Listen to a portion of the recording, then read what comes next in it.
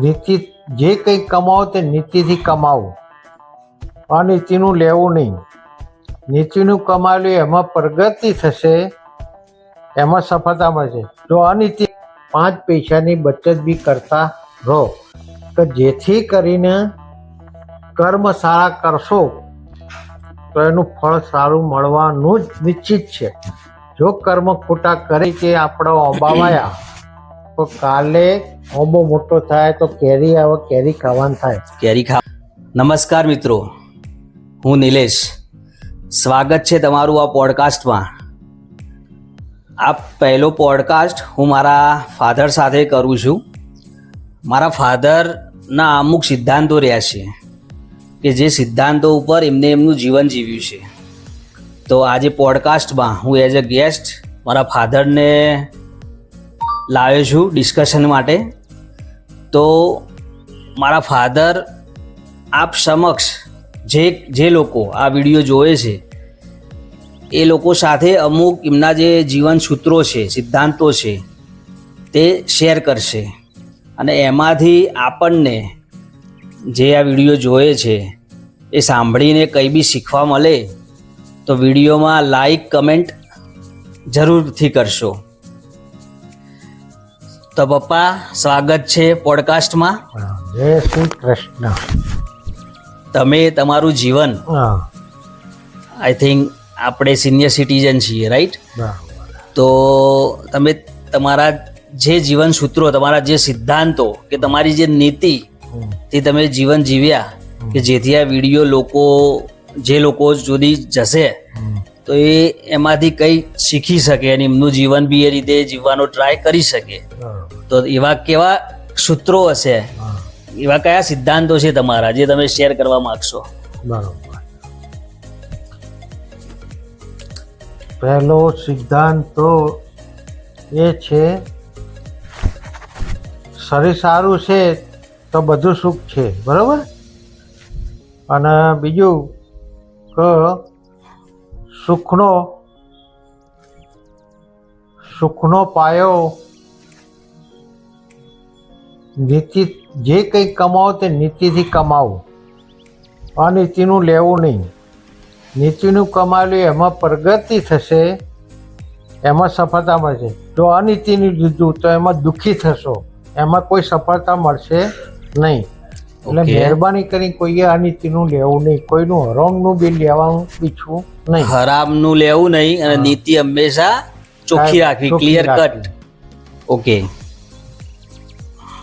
બીજું કોઈ સિદ્ધાંત? કંઈ તમે કામ ધંધો નોકરી કંઈ બી કરતા હોય, 5 પૈસા કમાતા હોય, એમાં તમે જે ઘર સંસાર ચલાવવા માટે જે કંઈ ખર્ચો કરતા હોય બધું જ કરો, પણ સાથે સાથે 5 પૈસાની બચત બી કરતા રહો, કે જેથી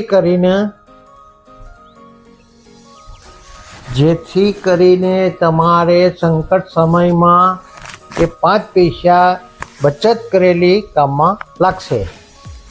ઓકે, બરોબર. એટલે આમાં તમે કહેવા માંગો છો કે કોઈના બધા દિવસો એક સરખા જતા નથી. કોઈના સરખા જતા નથી. એટલે જો પૈસો બચાયેલો હશે તો તમારા કામમાં આવશે. દરેકના જીવનમાં ચઢાવ ઉતાર આવતો રહે છે. એવા સંજોગોમાં એ 5 પૈસા બચાયેલા સંકટ સમયે કામમાં આવશે. ઓકે.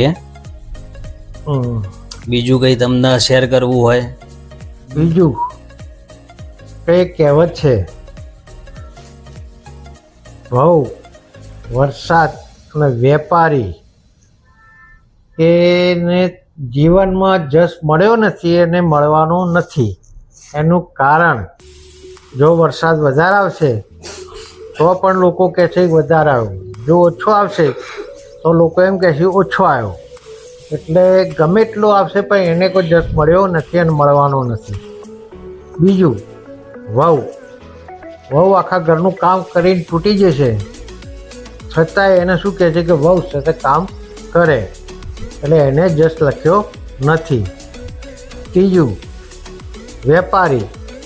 વેપારી તમને મફત જેવું એટલે ભાવ આવશે છતાંય તમારા મનમાં સંશય રહી જશે કે એને 5 પૈસા મળ્યા હશે ત્યારે આપણને આપ્યું છે, બરોબર. તો જીવનમાં કર્મ સારા કરશો તો એનું ફળ સારું મળવાનું જ નિશ્ચિત છે. જો કર્મ ખોટા કર્યા તો એનું ફળ બી નિશ્ચિત છે, એ બી ફળ મળવાનું છે. એટલે પણ જેથી કરીને સારા કર્મો કરો, જે સુખ દુઃખ આપણા સાથે જે કરીએ છીએ એ આપણા કર્મો ઉપર આધારિત છે. એટલે બને તો સુધી કર્મ કરતાં બહુ વિચારવું કે આ કર્મ સારું કરી રહ્યો છું ખોટું કરી રહ્યો છું. એનું ફળ કોઈ બી કરો, સારું કરો ખોટું કરો, એનું ફળ નિશ્ચિત છે, ભોગવવાની તૈયારી રાખવી પડે. એટલે આપણે એવું સમજી શકીએ કે જેવું કરશો એવું ભરશો. હા, ઓકે, બરાબર, સરસ. દેખો દાખલા તરીકે આપણો ઓંબા વાયા તો કાલે ઓંબો મોટો થાય તો કેરી આવે, કેરી ખાવાનું થાય. કેરી ખાવા મળે ઓબા વાયા હોય તો એની જગ્યાએ જો કાંટા વાયા હોય તો કાંટા ઉગે. કાંટા ઉગે તો કોઈને કાંટો વાગે તો એને મનમાં એમ થાય કે આ કાંટો વાગ્યો તો એને બદદુઆ નીકળે કે કોને વાયા છે આ કાંટો વાગ્યો, બરાબર. જેથી કરીને કામ સારું કરવું તો જેથી કરીને એમાં આપણને જશ મળે. ઓકે, એટલે આપણે એવું સમજીએ કે બને ત્યાં આંબા વાવા, બાવળ ના વાવા. ના વાવા, બસ. ઓકે, સરસ સરસ સિદ્ધાંત છે. બીજું જીવનમાં જો કહેવત છે, રાજા રાવણનો બે અભિમાન જેવો નથી. કોઈ બી બાબતનો અભિમાન રાખવો નહીં. અભિમાન એક સારી વસ્તુ નથી. બીજું, જીવનમાં ક્રોધ બી નહીં કરવો. ક્રોધ બી સારી વસ્તુ નથી. એ વસ્તુને આપણે જીવનમાંથી કાઢી દેવું. અને ક્રોધમાં કોઈ બી લીધેલો નિર્ણય કે યોગ્યતા પ્રમાણે આપતો નથી. એટલે એ ધ્યાન રાખવું, ક્રોધ નહીં કરવો, અભિમાન નહીં કરવું. આ અભિમાન ઉપરથી મને તમારી એક વાત યાદ આવે છે. તમે કહેતા હોવ છો કે મારા જીવનમાં એવા અનુભવ છે કે ધૂળની બી જરૂર પડે છે. હા, તો એનું શું છે મહત્વ? એનું મહત્વ એવું છે, ગમે એવા હોય તમે કે આ માણસને આપણે કોઈ કામનો નથી, પણ જીવનમાં એવા દરેકના જીવનમાં ચડાવ ઉતાર આવે તો ધૂળની પણ જરૂર પડે. એવું ના સમજવું કે મારા માણસની આ એની જરૂર નથી, પડવાની જ. એ કુદરતી નિયમ છે, ધૂળની બી જરૂર પડવાની જ. એટલે બહુ વિચારીને કરો. એટલે જ્યાં 100 થી કામ થતું હોય ત્યાં તમારી તલવાર બી કામમાં ના આવે. એ રીતે જ્યાં ધૂળથી કામ થતું હોય ત્યાં તમારું બીજું કંઈ બી કામ ના આવે. એટલે કોઈ દિવસ કશી વાતનો અભિમાન રાખવો નહીં, એમ? ઓકે, સરસ. કંઈ બી કાર્ય કરો તમે, જેવી શક્તિ એવી ભક્તિ. જેવી તમારી શક્તિ છે એટલી ભક્તિ કરો. કોઈના કહેવામાં નહીં આવવાનું. તમારો આત્મા કે મારા કરવા જોઈએ, તમે કરી શકો તો તમારે કરવાનું. કોઈના કહેવાથી કંઈ કરવું નહીં, બરાબર. એ જીવનમાં ધ્યાન રાખવું. અને કરેલો કોઈ બી કામ કરેલો નિષ્ફળ જતું નથી. કાલ ઉઠીને કોઈની મદદ કરી છે તો માલિક એનો બદલો ગમે ત્યારે આપશે. કે તમારે જરૂર પડશે એ વખત કોઈ બી માણસ મોકલશે કે ચલો આની મદદની જરૂર છે, કુદરતી તમારી માણસનો ભેટાડો કરી આપશે માલિક. મારા જીવનનો અનુભવ છે. તમે ખરા મનથી રટન કરો, મારે આ કાર્ય કરવું છે, તો તમને કોઈ રસ્તો નથી. તો માલિકને યાદ કરો, માલિક તમને એવો માણસ મોકલી દે છે કે તમારું કામ સરળ થઈ જશે. ઓકે, મારો જાત અનુભવ છે. બરાબર. એટલે કર્મો સારા કરો તો તમારું કોઈ બી કામ અટકવાનું છે નહીં. ઓકે. બીજું, જેટલી પછેડી લોબી એટલા પગ લાંબા કરવા કે જેથી કરી ઠંડી ના આવે. એટલે અમુક લોકો એવું છે કે એના ઉપર એવું કહેવામાં આવે છે કે તમારી આવક એ પ્રમાણે તમે જાવક કરો, તો જેથી કરીને એટલી આવક ના હોય ને એનાથી વધારે તમે જાવક કરો તો એમાં તમારે દેવેદાર થઈ જાઓ. દેવેદાર થઈ ગયો એટલે એમાં ફળીભૂત થવો નહીં. એટલે કદાચ લાંબા પગ કરવા પછડી મોટી કરવી હોય તો આવકના સૂત્રો વધારવા પડે તો Okay. તમે એ પ્રમાણે થોડું આગળ લોબો ખર્ચો કરી શકો. બરાબર. એટલે પસેડી પેલા લાંબી કરો પછી પગ લાંબા કરો તો વાંધો ના આવે. હા, બરાબર. હા. એટલે Okay. આવકના સૂત્રો વધારો પછી તમે લોભા કરો વાંધો નહીં આવે. જેવો રંગ અને જેવો સંગ એવો રંગ. જો સારા માણસનો સંગ કરશો તો સારું તમને કંઈક સાંભળવા મળશે, સારા સંસ્કાર આવશે. અને ખરાબ માણસનો સંગ કરશો તો એના ખરાબ વિચારો તમારા જીવનમાં ઉતરશે. એટલે જેથી કરીને સારા માણસનો સંગ કરવો. હલાઈ ગયો? બરાબર. હા. જો કહો પારકીયા સદાય નિરાશ. કોઈની આશે આપણે કોઈ બી કામ કરવું નહીં. આપણે સમજીએ કે પેલો ભાઈ સજ્જર છે તો એના પાસે જ આપણે કંઈક જરૂર છે તો માગીશું, પણ એ ખરા ટાઈમે એ કામમાં નહીં આવે. એટલે એના પરથી કહેવાય છે કે પારકીયા સદાય નિરાશ. અને જાત મહેનત જાત જિંદાબાદ. મહેનત જિંદાબાદ. સરસ. હા. સારું જોવું. આ બધું હું તો જીવનમાં ઉતારું છું.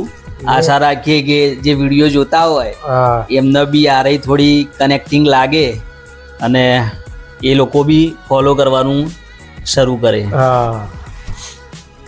જીવનમાં તમે ગમે એટલું કમાશો પણ એક સંતોષ વસ્તુ અલગ છે. કહેવત છે કુદરતી, સંતોષી જીવ સદા સુખી. કારણ કે કોઈ બી વસ્તુ જે માલિક આલે છે કોઈને હાથમાં નથી કે ભાઈ આ માણસ આલે છે, એવું નથી. માલિક આલે છે, તમારે જે આલે એમાં સંતોષ રાખશો એમાં સદા સુખી રહેશો. તમે 5 કમાતા 5ની જગ્યાએ 500 કમાશો પણ તમે સંતોષ નહીં હોય તો કાયમ માટે દુઃખી જ રહેવાનું. એ બી મને જાત અનુભવ છે. સદાય માટે Right.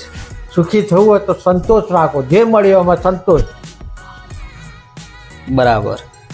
એટલે જો જીવનમાં સંતોષ હશે તો તમને ખુશી થશે, સુખ મળશે. મળશે. અને જો સંતોષ નહીં હોય તો તમે ઇન્ડિયામાં હશો, અમેરિકામાં હશો. કે ઓસ્ટ્રેલિયામાં, સુખ નહીં સંતોષ મળે. નહીં હોય તો સુખ નહીં મળે. નહીં મળે.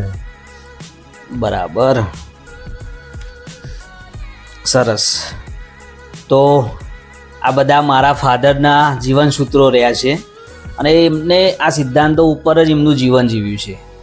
તો આજે એક વિડીયો, એક પોડકાસ્ટ એપિસોડ મારફતે આ બધા સૂત્રો મેં નોટ ડાઉન કરી દીધા છે અને આપ લોકો સુધી પહોંચાડવાનો એક ટ્રાય કર્યો છે.